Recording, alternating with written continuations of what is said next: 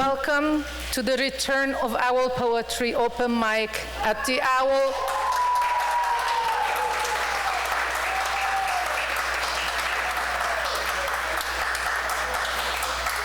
Oh God, I'm gonna cry. I'm so glad you're all excited. I'm very excited to be here and see you all. It's been a long time. Oh, it's so good to be here again and see you all. I wish I could hug you all, but soon, hopefully. This happened during the lockdown, or not exactly the lockdown, but during COVID. It's called Q fever. To think that we hugged. Did I imagine that your hand lingered on my waist? My hands wanted to be all over you. Your neck, your face, your lips. It is convenient you only believe in hoodies and track pants. Direct access, no meddling with buttons, zippers, no extra layers. Yes, your arms, shoulders, chest, pure muscle, hard rock. But I wanted to reach straight for that tummy, hanging ever so slightly over the edge of your pants. Yeah, you work out. But we've shared enough pints for me to know what gave rise to that tummy. I only ever see it when you raise your hands. 2 inches of soft, warm, hairy goodness. Then I want to caress, scratch, kiss, and bite. My tongue was screaming at me, I want that navel. But if I touched it, who knows what would have happened? The only way is down. Do I rip this mask off my face and reach to kiss you? That hand of yours, still on my waist, is telling me you wouldn't pull away. Do I kiss you the deepest I have ever kissed anyone? I haven't had much practice lately, but I certainly have the will. And inhale, lick, and swallow all the COVID and strep and candida you are willing to share. You want something to sweep, Tonk? Well, here's your cavity. He may well still have tonsils, too. How far can you reach? Further than I give you credit for, I know. I didn't do that. All I mustered the courage for was to caress the back of your neck for as long as you were holding my waist. I dare not try to recall who let go first. You said something more, babbling, drunk. I did not listen. My hands clenched, my pelvis, and everything in it on fire. My treacherous tongue, bitten hard, reined in. We hugged again, briefly, superficially. You were disappointed. I was already cursing myself with my inner voice for things I knew I was not going to do. I watched you walk away into your sanctuary. I drove back to mine. As soon as I turned the key, I already stopped trusting myself that this even happened. Life is sometimes evidence-based. The next morning, a text from you, and the still present tingling in my privates, and evidence good enough. Thank you.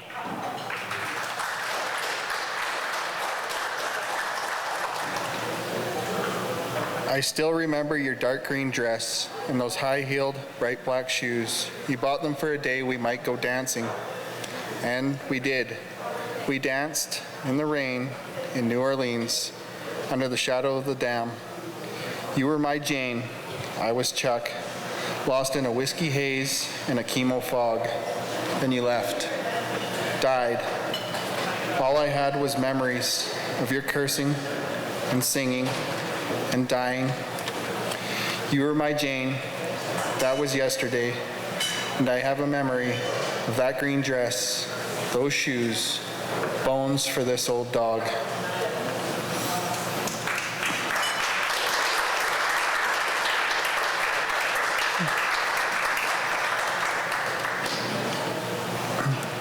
Look at you, primping your lashes, vanity taking every second of your day. You sip on your Starbucks looking disdainful at me, and I laugh at you.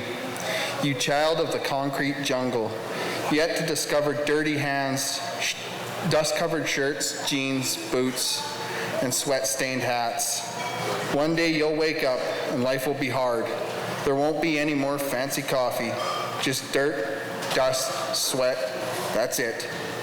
One day some kid will look at you with disdain.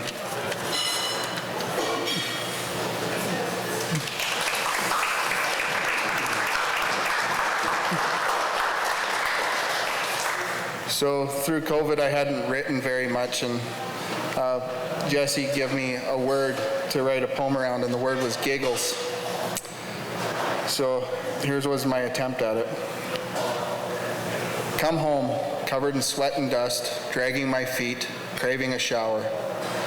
I come through the door feeling tired, worn out, worn down, burnt, and dirty. But all that lifts, I'm clean, full of life, and a spring in my step. The second I see your smile, those eyes light up, your nose crinkle, the second you giggle makes it all worthwhile. Thanks. Good evening, everybody. It's wonderful to be back doing this, or anything really. This poem tonight is called Grounded on High. Western meadowlarks trust the ground enough to lay their warm, precious eggs right down, covering them with grass growing alongside, making their nests part of the landscape, alive, and them are prairie canaries in the mine. I awake early in my own nest, by contrast, quite contrived. Fresh spring air seeping in from outside with silent creeping fingers of exigence that fill the bellows of our animal existence. And try as we might, try as we might to keep it at bay in separate cozy layers of warmed, stale air, it accesses any crack or slit with cool persistence, pressing fresh deep into us to keep our blood hot for any new thought or inspired act, for all human intent, in fact. I head to the front step to collect the morning paper, opening the door to the world of vast and cold, steeped gray, piled on high and magnificently vague. But my eye is drawn to and coddled by the warm pink line of sun on the rise, gaining heft to slowly lift the massive spreading wings of that looming sky. Bending down for the paper, I hear a loud cry close in. It's the clarion call of a meadowlark, piercing it all, like opening notes of a symphony in a quiet hall, but with acoustics like no other. The sound is giant, a cosmic flute saluting all teeming life of the night, huddling and scuttling out there in thickets of dangerous, sheltering dark. And all this issues from just one tiny feathered chest perched on a post, part of a broken fence in the field across the road. Pricked, my ears anticipating now, I scan and sniff the imminent expanse, trying to pinpoint the bird's location, which I somehow can't. But oh, the longing and the magical thought to just walk out there in search of my own creature heart, to find myself among other flighty life, among other slight lightness that flits chock full of song through intoxicating blue air on a whim all year long, boldly appropriating the ineffable sky for all of us who will one day die, bravely rooted to the ground, but while still alive, feel most allied with what we see on high, that shifting, veritable likeness of our far-ranging minds, spread out so wide and as wild as our own insides. It's wonderful to be in the new Owl Acoustic Lounge. This is fabulous.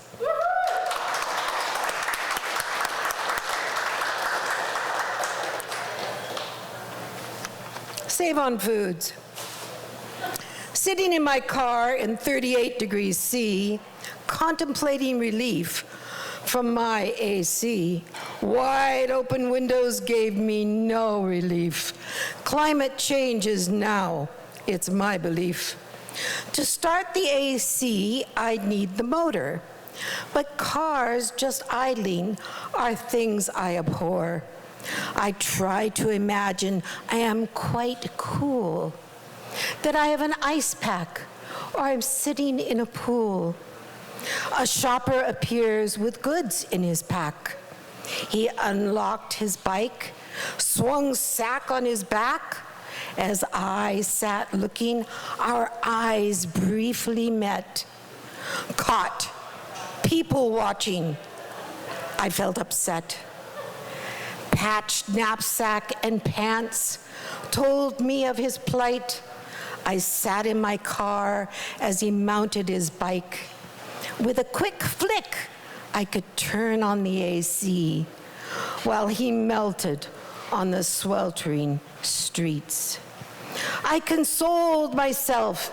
I've ridden my bike on streets where the heat cut like a knife.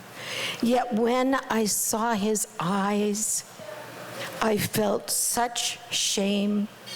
The weight of my riches drowned my poor brain.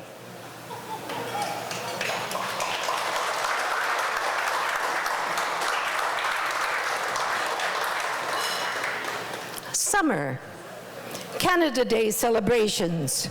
Remembering we stood with flags at half-mast.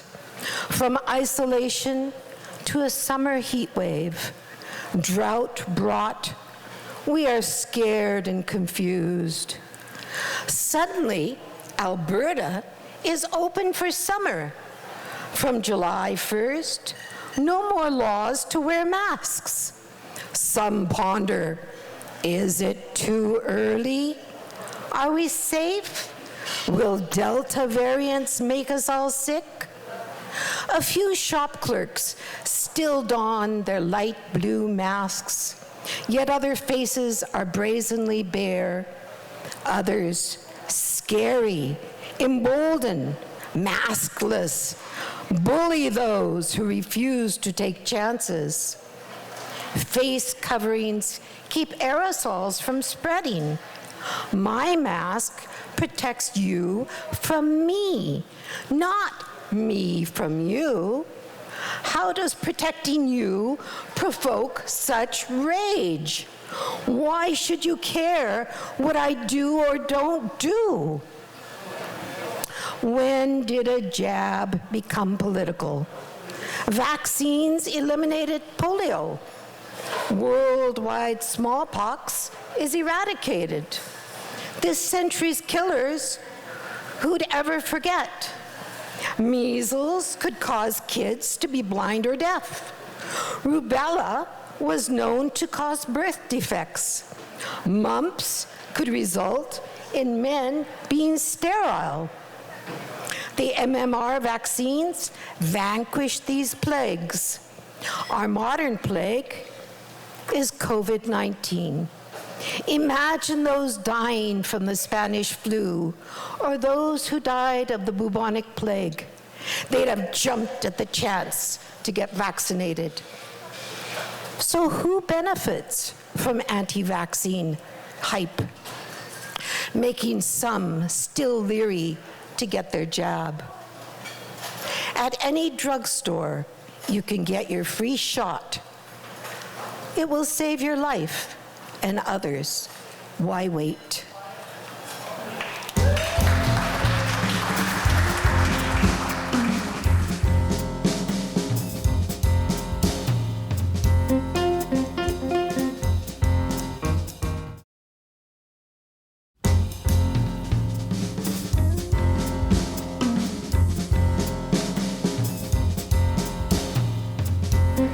God, it's good to be back.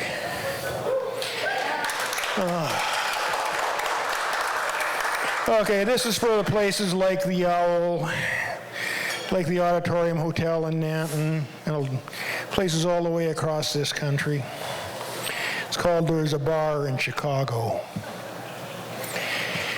There's a bar in Chicago where all the dead musicians go. There's a bar in Chicago where the drinks are cheap and the lights are always low and they let you run a tab for those times when times are slow. There's a cellar there in Chicago where all the real gone cats fall into blow. A swinging place there in Chicago where a horn man can weep so long as he plays it blue and slow, and everybody knows the changes and how all the choruses go. There's a joint back in Chicago, all the hip, cool players know where it's at there in Chicago. All those cats who never sleep, making the scene after the show. It's a home for road musicians coming back in off the road. It's always after hours there in Chicago. The laughter and the music flow through the nights there in Chicago. There's redemption and salvation. Hell's not a place dead musicians go. Damned musicians are forgiven. All the dead musicians hope that's so. There's a bar in Akron, Ohio where the dead accordion players go. Hell, everybody's happy.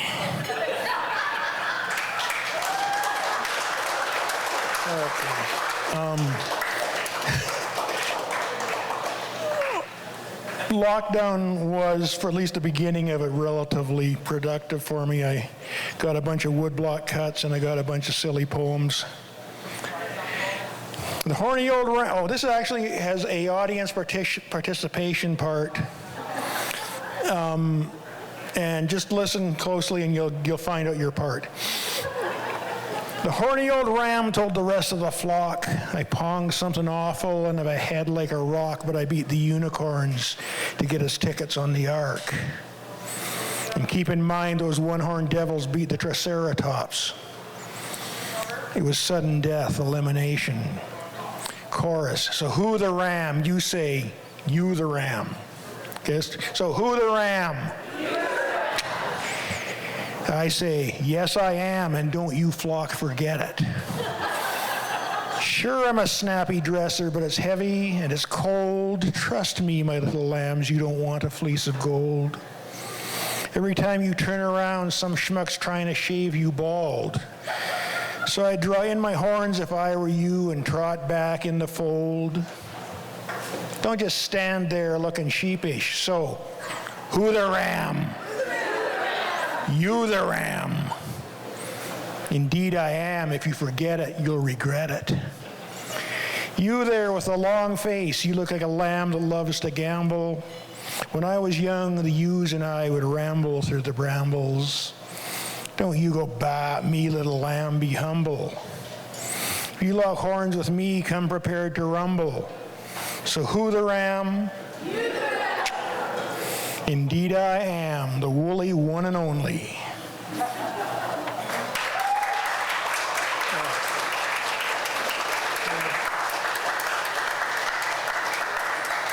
Okay, 2 more, I think, and then we'll be off. My little brother's chewing on a bug. A big old, icky old, shiny black bug. It crawled down the wall and it scooted across the rug. He got him. My little brother's gone to eating dirt.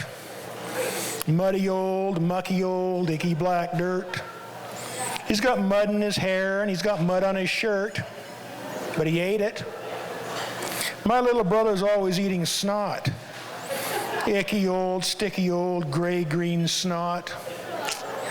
He offered me some, but I said I'd better not. Maybe after dinner. Okay, one more. What am I doing here? Okay. Okay, one last one. These, I guess, are sort of semi-kids poems or adults with silly minds. I got a scare at the foot of the stairs. There's bears there. That's where they're hiding, in the hamper with my dirty underwear. That's where they're there. They're dancing through the laundry room and dancing down the stairs, dropping piles of dirty drawers, and they're dancing across the floor. I'm hiding in my bedroom with a chair against the door. You can sneer and you can stare, but I swear there's bears. I'll just go bear because the bears don't care. They're bears. They wear hair.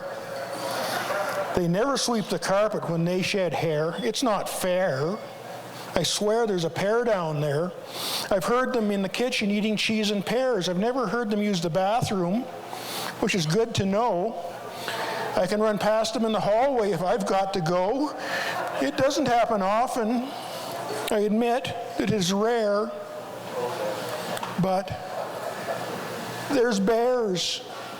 Thank you. As you might gather from my accent, I'm from Wales. And Augie. And so is my mum. My mum is down there supporting me tonight. So this is about our hometown. I grew up there, and my mum lived there for 10 years. Yeah. So it's in South Wales. It's called Croesy-Ceiliog. I say it Croesy-Ceiliog, but you're supposed to say Croesy-Ceiliog, nevertheless. Croesy-Ceiliog, a small town, a special town, where my childhood was mostly spent. So many memories, where to begin, about a place in what we once called Gwent. Pontydryn Baptist Church, so big and old and white. Sunday school lessons and the big old tree was always a welcome sight. North Road shops and North Road school, sweets after school. One of those and 2 of them, the blackjacks made you drool. 1 mile to Cumbran, over the bridge to town. Sometimes the fairground was parked halfway. What a wonderful sound. Then there was the Bluebell Wood, armed loaded with flowers for mother. A special place of childhood dreams, a place quite like no other. Croesy-Ceiliog, the cross of the cock, around since the 16th century. Always my home, wherever I may roam, a place in my heart unto eternity. Thank you. So good to be back here. I love the new building. But the stage is very big compared to the old one, but that's okay. I have 3 poems for you guys tonight. The first one does not have a title. Who knew happiness would be this scary? Who knew the fear went this deep? Who knew how hard it would be to trust again? The stretching hurts almost as bad as the breaking because we know what's on the other side if the rug gets pulled and it all comes crashing down again. Hope keeps us moving forward. She's dancing around the fire again, but The roots have sunk deep, and it is all we can do to stay here, standing, shaking, waiting, hoping. The bravest souls are the ones who choose to trust again and again and again.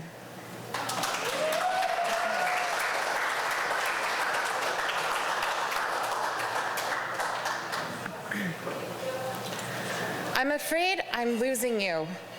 I'm afraid you're losing yourself. I see the disconnect in your eyes and it tugs at my heart.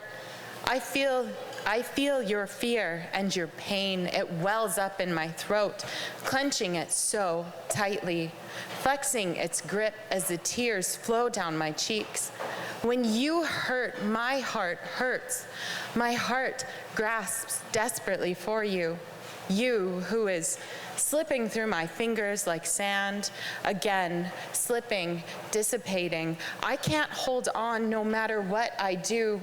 No matter how much love I pour into you, it still finds another hole to slip through.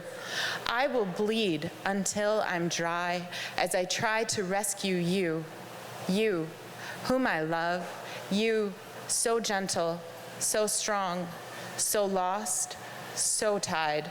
You. I can't save you, no matter how many tears I cry, no matter how much blood we bleed. You, only you can save you. You, only you. It has always been you. The cruel irony that the weight of your salvation seems to be the very thing crushing your chest. I love you, but this time I don't see a way through.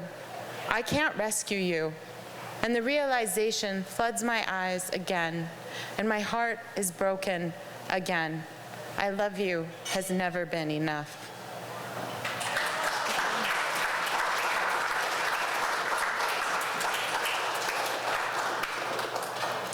And this last one is called The Secret We Both Know. Your lips press against mine, and I love you floats through my mind. I gaze into your sparkling blue eyes, and I catch my breath at the depth I see in them, and I love you crashes into the roof of my mouth. You tell me I'm beautiful for the 4th time today, but I swallow I love you, and I roll my eyes at you instead. The night is dark, with only the moonlight to illuminate your face. But the rays are enough to light you up with a magical glow when you pull me close and kiss me again, over and over again. I melt into your arms. We melt into each other under the magic of the moonlight. And one of these times, I won't be able to hold it in anymore. I love you is spilling out of every fiber of my being except my tongue.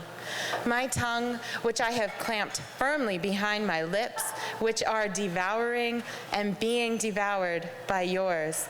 I wonder if you know it, even if we haven't said I love you. I know it carries a lot for you. Its meaning weighs heavier in your mind than mine, but it does not mean any less. I think I might even feel more. I will not choose you any less. It's just that I've been here before, but never as us, never like this. I'm waiting until you're ready to hear it, until you're ready to believe me, until you're ready to dance in the glow under the moonlight with me, because you think it's still a secret. You think you're still unsure when you say you're falling, but I think we both know we already fell.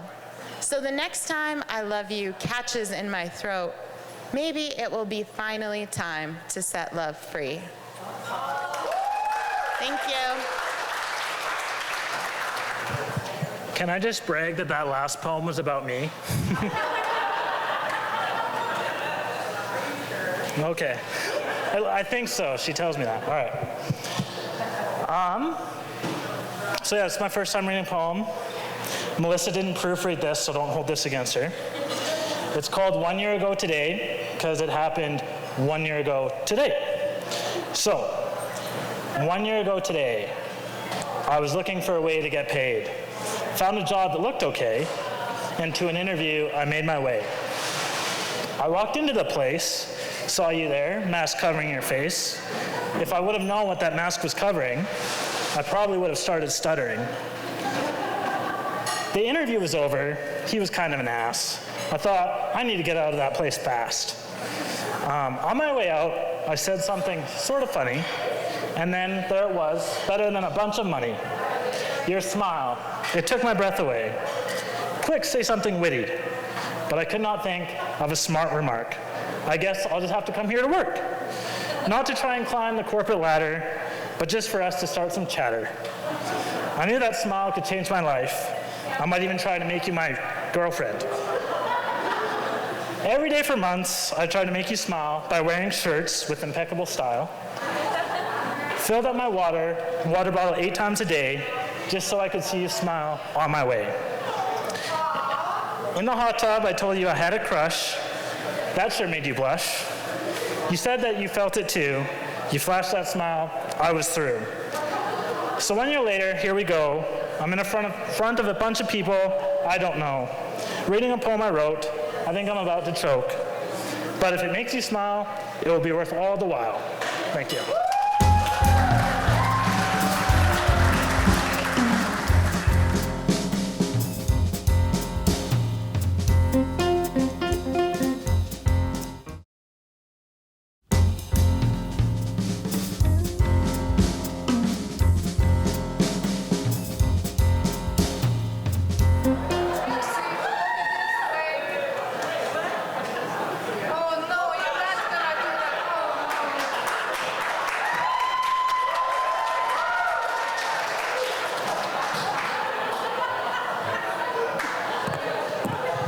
Hey, how are yous?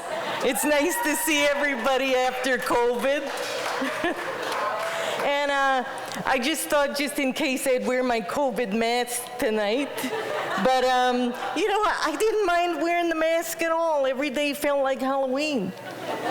But I am going to move this so I can put my glasses on. You know what I found out about myself during COVID?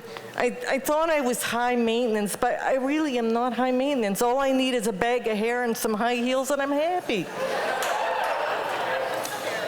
So, first of all, I'd like to thank the Department of Corrections for letting me and Teri out on early release for good behavior. And I told you not to tell anybody about it. hey, you know what? It's all over town, honey. So I really am happy to be here tonight. And I want to congratulate Teri because when we were in the can this time, she won the orange jumpsuit competition in the 45 and over category. Good for you, Teri. You had some pretty stiff competition, too. So anyway, I'm finding, you know, I go to the can every once in a while because, you know, a little time out. And, but I find, you know, there's a positive that comes from every negative. And as you know, I've spoken before, that's when I learned about poetry, and I took an English class. And this time I had a little time, so I went down to the library, and I thought I'd read some of them Harlequin romances. So I read about 90 of them. And I discovered, you know, they write on a formula basis, so I thought to myself, you know what, I could write a romance novel. So I've got 3 little introductions to romance novels that I've written for you tonight. The first one's called Forbidden Love. She took her hand in his.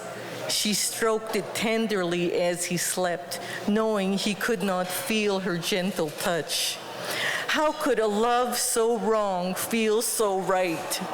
The fact that he was 70 years older than her and living in a care home was the least of their problems.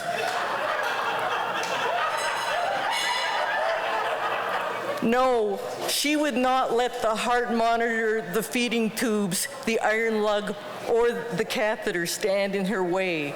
Their love was true and worth fighting for. What do you think?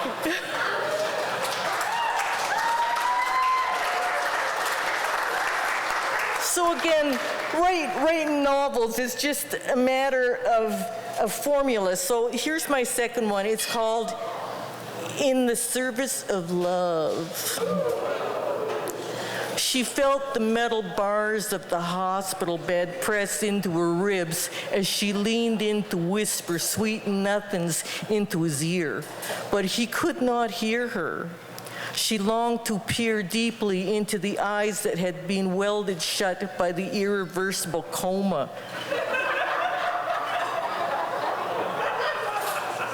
Who knew that taking a puck to the head could be so devastating? For the last 6 years, she had taken his vitals 3 times a day and had fallen hopelessly in love. How could a love so wrong feel so right? She would not let the fact that they would probably never kiss, eat at a Chinese buffet, or play mini golf together stand in her way. Their love was true and worth fighting for. Right?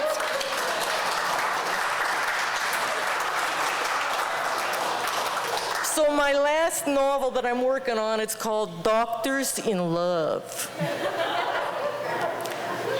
She waved to him as he disappeared into the night with his medical bag. She longed to go with him, but it would cost her everything. No, as the chief surgeon of men's health, going on the run with a road doctor who bought and sold organs on the black market would be dangerous.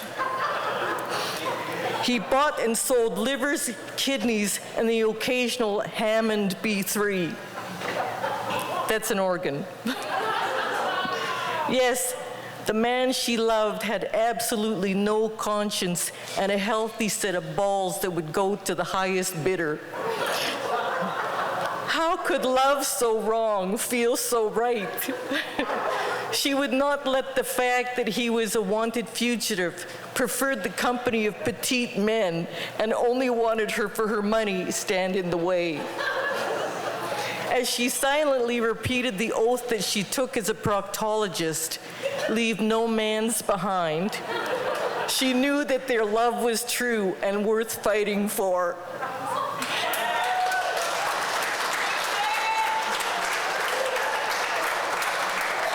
I think that's a genre I could get used to. So I know you're all curious about how I ended up in prison. Well, I got a little poem explaining how. Early in 2020, the news was featuring Hinshaw and Kenny. A virus named after my favorite beer was circling the globe and stirring up fear. A lockdown was coming. I sprang into action. Seems everyone else had this exact same reaction. I put on my heels and jumped in the car. I stopped for some shooters at the neighborhood bar. I pulled up to Costco and ran through the door. I knew what I needed was at the back of the store. As I walked down the aisle, I started to fear, what if the product I needed would soon disappear? I looked at the shelf, I started to run. 3 packages, 2 packages, then there was one. With a ways to go, I was by the computers, and an elderly lady zoomed by on a scooter. I sized up the scooter, I can outrun it.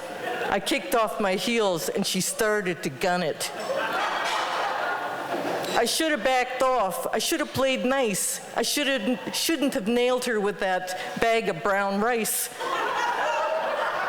I had no business taking the old lady's glasses and smearing the lenses with blackstrap molasses.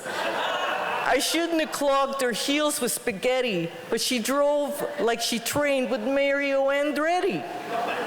I regret being involved in that ugly tirade against the dear little nun that taught me first grade. The moral of the story, avoid any caper that lands you in jail over toilet paper. I've been home for a week after a month in the Foothills Burn Unit at the end of June. as good witches do, I was making my herbal remedies, and I had 2 gallons, in a Dutch oven of oil just off the boiling with a whole bunch of beeswax melted in it. And something happened as I was pouring it into the jars, and it dropped and spilled all over me. And so I'm doing much better than I was a month ago.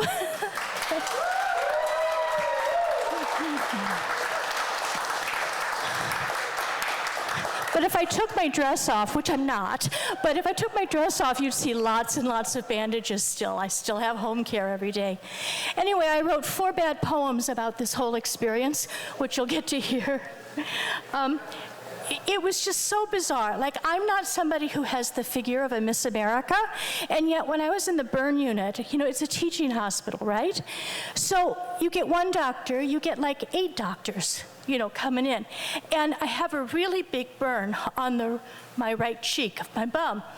And so as it was healing, they'd come in and they're all looking at my naked bum there going, oh, wow, that's amazing. Do you see that epithelial budding over there? Now, epithelial budding are like, it looks like you're being colonized by little mushrooms. It's like really ugly. Anyway, and I've had to strip down naked in front of new people practically every day. It's been a real experience. Okay. The most unexpected July. Surprises happen. I wasn't planning on spending July in the Foothills Hospital burn unit, but trying to finish one more chore before going out for dinner. Finally out for dinner for the first time since lockdown, as I was pouring herbal-infused oil and beeswax just off boiling into the jars for precious first-aid ointment. The 1.5 gallons of boiling oil jumped out of the pot and baptized me, practically immersed me. The beeswax gluing the hot oil to every part of hair, hands, blouse, skin, pants, and feet. And then slipping, I fell into the ointment. Intended to be healing, but too hot to handle. Instead, it seared my flesh. Shock, pain, searing pain. Pull me out of the oil, quick. Clothes off, get to the shower. The water's too hot. Bring pans of cool water, please, fast. Oh my God, pain, pain, pain. It hurts so bad. 911, call 911. Call 911, it hurts so bad. That was the first one.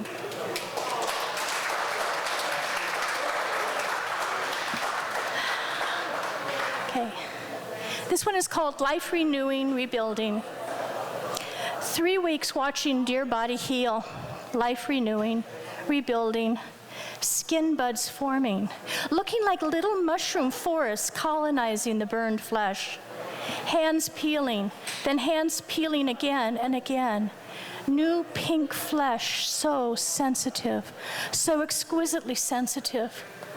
Deeper burns, lakes of oozing yellow fluid on red flesh shores, disgustingly fascinating until I remember that it's my breast, that's my stomach, that's my thigh, oh my, oh my, oh my. The call for surgery. Dear body, trying so hard to heal, needs some help.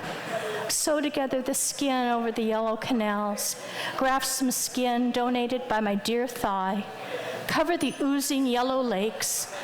The first and greatest surgical success is that I wake up from the anesthetic to heal some more. It's hard to keep this good woman down.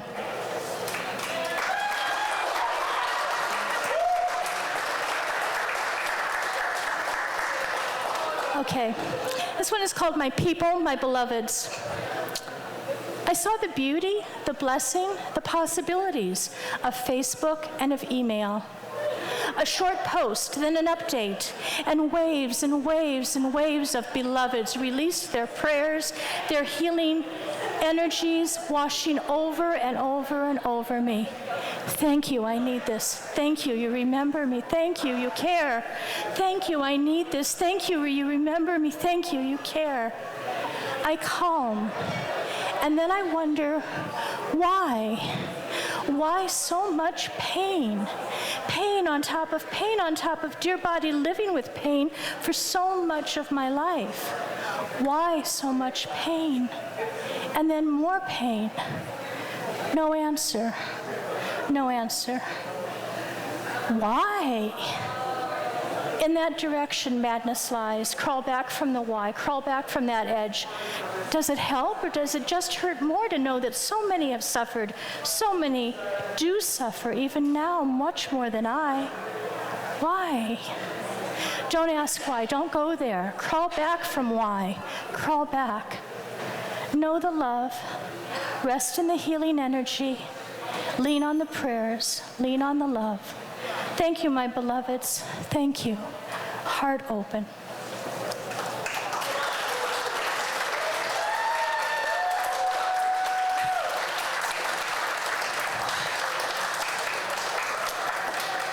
And the final one is called Witches Heal, Witches Burn.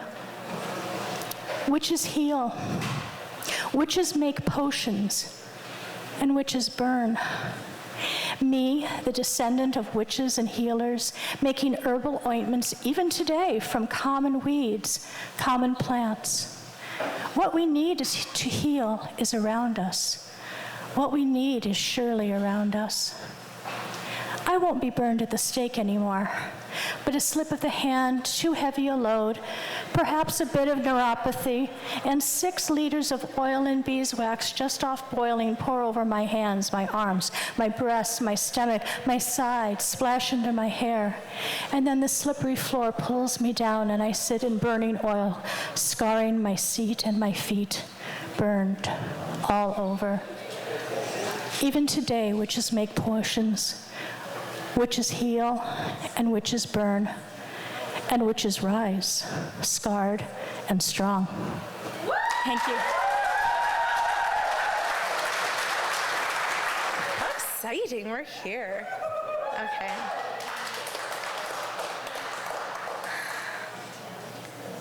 All right, I haven't written anything new. I was actually in BC this past week, so my grandma, my Migaju, and I went to visit my other grandma in Naramata, BC. It's in the Okanagan Valley. Oh, what a privilege. Anyways, okay. So this one I'm going to read is called Mom Valued Her Culture. Mom valued her culture in ways she could. She collected eagles as they reminded her of her family and her grandparents. She was the one who told me eagles were good luck, and she even told me she was proud to be Mi'kmaq. I remember one time when she left, the one thing she insisted on keeping was the medicine bag her grandfather gave her. She wasn't even in her right mind. She was high, but it was still so important to her. I admired that about her, that she valued her culture, a culture I'm still learning about, my culture. And now, just now, a song came on my partner's radio show. It was Carly B singing a traditional Blackfoot song for her grandfather, a beautiful song. I could even feel it flowing through me. This song was engineered by my partner, played on the radio by my partner, who discussed what was happening in Wet'suwet'en, and who cares? This is beautiful. This is reconciliation. This is valuing and respecting another's culture and being an ally. My mom would have loved this. I think she was watching us last night when we were about to leave Calgary. I drank the night before and was feeling exceptionally anxious.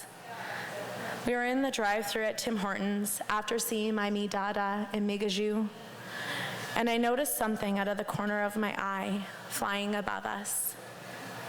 An eagle. Gi bo is how you say it in Mi'kmaq. Warmness and love radiate through me. It's my mom, Gisalu, which means I love you.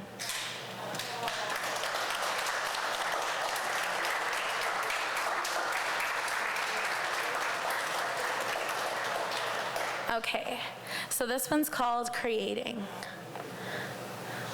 Once I learned the technique, it's like my hands had a mind of their own. It's meditative. My mom watches me from where her picture leans against a drawing of my partner and I. She was always in awe of what my sisters and I could do, as if she couldn't believe we came from her. I imagine what she would think of my creations, my beading. Maybe this could have been a hobby she could have picked up. I still ache for you to be here.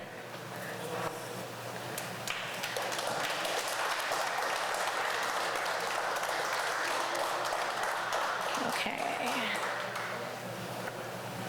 I'm gonna read another one here.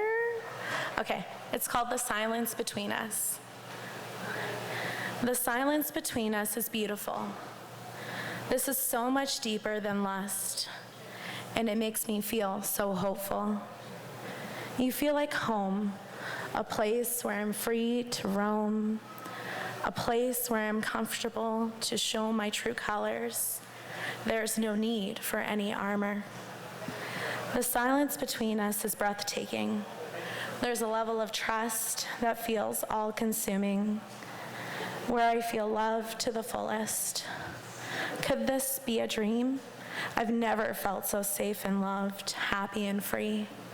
A look, a smile, a nod, a kiss or a grace. Who knew love could be so simple? The silence between us is breathtaking.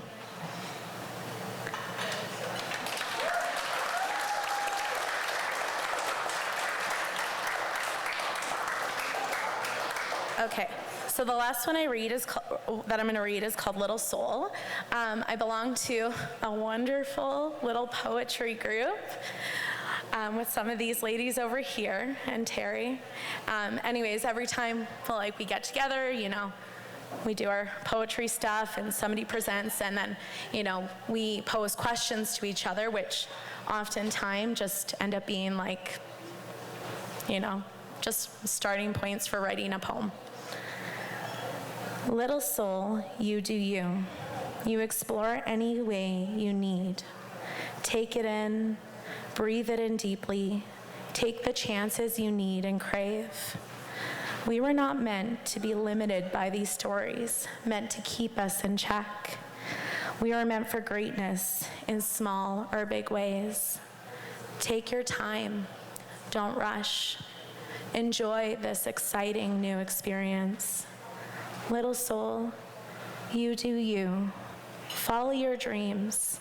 Find ways to make it happen, but never forget to enjoy the small things, the scents, the sounds, the feeling, the way it could taste, and the way it all looks. Little soul, you can do anything. And I'm done. So my book is called A Piece of Her Heart, and it's basically everything but the kitchen sink in it. There is no one specific style or genre that I write with. And this is about music. It's called The Force of Music. Music, give me wings to fly over high mountain peaks, blue rivers, lakes, and oceans. Music connects me to many places, all cultures, and all countries. Words don't need to be spoken. Music connects us by the heart. In that world, everybody understands, everybody moves to the same rhythm, the rhythm of the common force, the force of nature and God.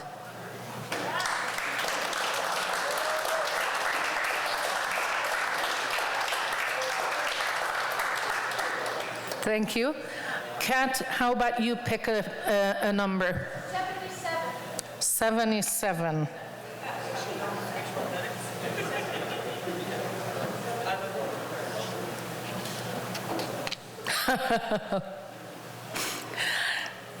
I love him not. A feminist satire of he loves me not. I love him not. There are days he drives me nuts, and I wish a train would hit him and scatter his body all over the land. But no, that cannot be. He has to live on and never die. His lips are as sweet as honey, and his eyes are as shiny as a star. I love him not. Sometimes he makes me so sad. I wish he would vanish so I would never see him again. But no, what would I do without the comfort of his loving embrace? I love him not. I can't stand the thought of him looking at another woman with lust. Make him blind or lock him in a room. But what would happen if he could not see my beauty? Oh, let him see, but only me and no one else. I love him not. He brings me so much misery and so much pain. Take him to the other side of the world, or maybe even to another galaxy. But no, I could not live without the enormous joy of his tender touch. It sends shivers down my spine, and I feel thunderstruck.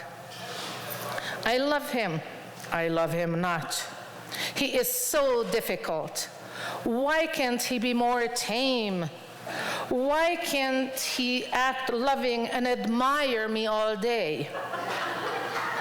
Bring me breakfast to bed and make me lunch too. Buy me flowers, presents, and speak every word with love. Then I could really love him.